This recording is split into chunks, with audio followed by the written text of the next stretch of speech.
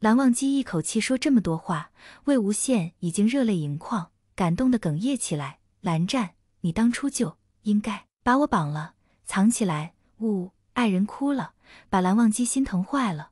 魏婴不哭，是我的错，我的错。蓝忘机手忙脚乱地给爱人抚眼泪，擦鼻涕。呜，蓝湛，我还以为是我耽误了你呢。魏无羡扑到人怀里，蓝忘机抚着人后背，安慰道：你没有耽误我，你忘了我们的缘分是前世注定的。对呀，仙童哥哥，仙童哥哥。魏无羡的声音立马变得欢快起来。蓝忘机也笑道：我在杜朔山上住了2个多月，土豆白菜丰收了，蓝忘机划小船打了些鱼虾，做了顿丰富的晚餐，叫来申叔和玉磊，这2个兄长平时在地府的时间比较多，体贴地给他们留下足够的2人空间。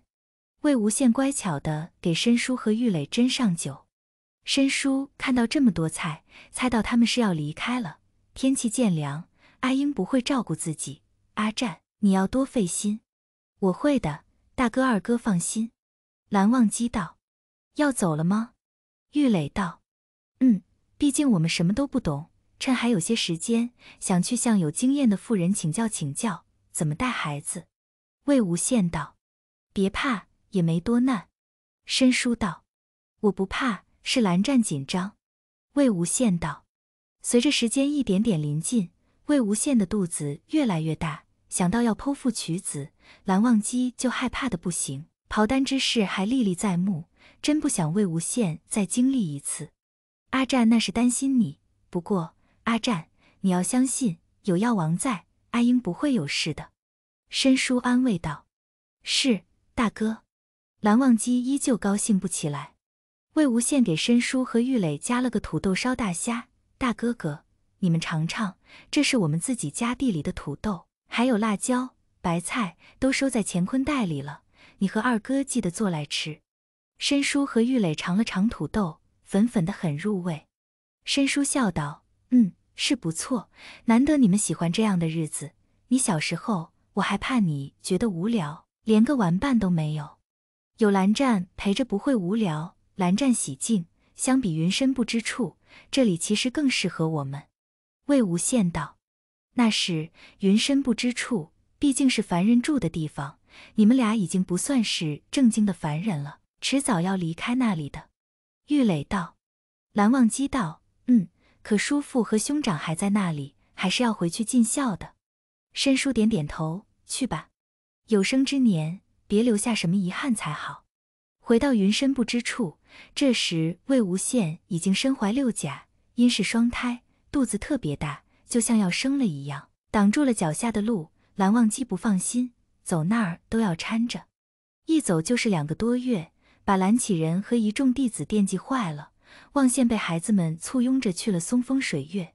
思追长高了不少，但还是比魏无羡矮一点点。魏无羡摸摸他脑袋，递给他一个装满海螺贝壳的乾坤袋，拿去分给大家，告诉他们，明日我要检查功课。你们不走了吗？不走了，待到你弟弟妹妹出生，好不好呀？好。思追高兴得心花怒放。去玩吧。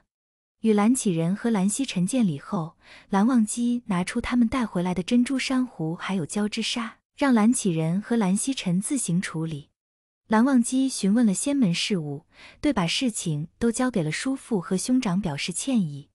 仙门是有一些纠纷，作为一个资深的管理者，蓝曦臣应付的游刃有余，并找回了些自信。最著名的事件就是平阳姚家，由于2个少宗主谁也没供养老姚宗主，被蓝曦臣在仙门除了名，从此不再有仙门姚家。蓝氏弟子叶烈也很得力，当然少不了鬼将军的帮忙。现在只要有蓝氏弟子叶烈，就少不了鬼将军的暗中相护。蓝忘机见蓝曦臣气色不错，很是欣慰，聊了会儿天，见魏无羡的坐姿换了又换，蓝忘机知道他累了，便告辞离开。看着望羡2人搀扶着离开的背影，蓝启仁感叹世事无常，曾被他最看不上的顽劣之徒，现在不但入了蓝氏当先生，还是他蓝氏嫡脉延续的希望。翌日，蓝忘机一早便开始拜访了几个直系亲属的家眷和客卿的家眷，向他们讨教育儿经验。魏无羡顶着大肚子坐卧难安，夜里睡得很不好，天快亮的时候反倒睡得香甜。蓝忘机不忍惊动他，留了早饭，给人捏捏被子，再落下一吻，悄悄离开。五长老家有个半岁的孙子，长老夫人和儿媳很热情地接待了他，从喂奶、换尿布、洗澡，什么时候添加辅食一一讲解。蓝忘机很认真地做了笔记，完了还亲自上手操作，学得有模有样。两位女眷都夸他比女子还要细心。蓝忘机走后，魏无羡就醒了，肚子越来越大，睡得本就不安稳，没有蓝忘机的怀抱很快便醒了。他起身吃了早饭，还没出门就又困得不行，坐在凉亭打个盹。思追估计魏无羡该起身了，过来伺候他洗漱，一进院子就见人在凉亭睡着了。思追担心他着凉，连忙将他唤醒。魏无羡强打起精神，听从思追安排洗漱了一番。思追，温宁最近怎么样了？魏无羡打着阿切问道。温叔叔他很好，不知为何，他身上的黑色纹理淡了许多，现在与常人无异。哦，是吗？难道是那条项链的结果？那你陪我去看看他吧。魏前辈，韩光君说了，我们不能私自带您下山，您要见他，我让他来就是了。思追道。魏无羡不乐意道，蓝湛也真是的，还限制起我的自由来了，我都多久没出门逛逛了。魏前辈，韩光君也是担心您的安危，要不我陪您去看看兔子，还有花花和呆呆。花花有身孕了，等她下了崽，弟弟妹妹就有羊奶喝了。嘿嘿，这么巧，花花又要当娘了，好吧，去看看。一说起看养子，魏无羡就去了睡意。他们来到后山，魏无羡便看到一个奇景，树下一群兔子在吃草，几丈高的树巅站着两只山羊，一只花白相间，一只土黄色，啃着树上的果子吃得正香。哈哈哈，快看啊！思追，我怀孕，别人羊也是怀孕，它怎么就能上树呢？魏无羡大笑道。思追正无语，身后传来蓝景怡的声音：魏前辈，您怎么拿自己跟羊比呢？景怡，你怎么来了？思追问道。见蓝景怡身边还跟着胡子拉碴的中年男子，肩上挎着一个布袋。这不是花花有孕了吗？泽无君让我去请个兽医给看看，不要有什么闪失才好。蓝景怡道。那人一身灰色粗糙的布衣，很是热情地向魏无羡和思追见礼道：小的刘福见过二位公子。不客气不客气，麻烦你了。魏无羡也拱手道。那人正要抬起头，突然看到魏无羡的肚子，便愣住了。思追连忙挡住那人的视线：先生，山羊在那儿呢。哦，好。那人收回视线，朝山羊走去。只见他捡了根树枝，挂上一个草柄，就把花花引了下来，开始对花花一番检查。这人衣服穿得破旧，发冠和发簪却是极精致的纯银打造，魏无羡觉得奇怪。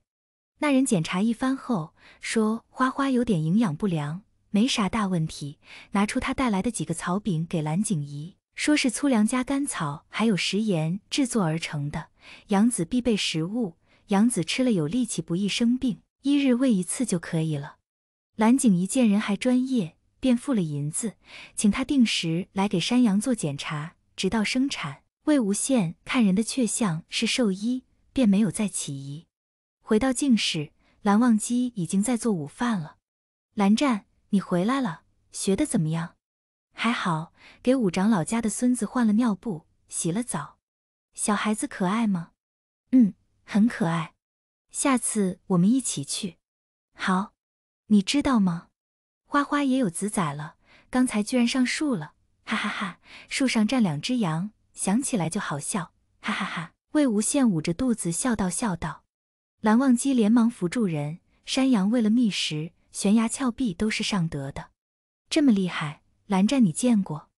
魏无羡道。蓝忘机点点头，见过。蓝忘机看人笑得开心，也很高兴。饿不饿？我做了酸菜鱼，很快就可以吃了。饿啊！魏无羡突然一声尖叫：“怎么了？”啊，嘶！魏无羡一巴掌拍在自己肚子上，他们踢我。蓝忘机看得心疼，连忙在人肚子上用灵力揉了揉，温声地对着肚子道：“是饿了吗？很快就吃饭了，乖，不可以闹爹爹。”魏无羡笑道：“蓝湛，他们能听懂吗？”吴婶说要经常跟孩子说话，他们能听懂。蓝忘机道：“你的声音这么好听，他们一定喜欢听的。”蓝忘机浅浅一笑，那晚上给他们讲故事。波波，魏无羡开心地在人脸上啄了一口：“蓝湛你太好了，我替孩子们先谢谢你。”蓝忘机浅笑道：“应该的。”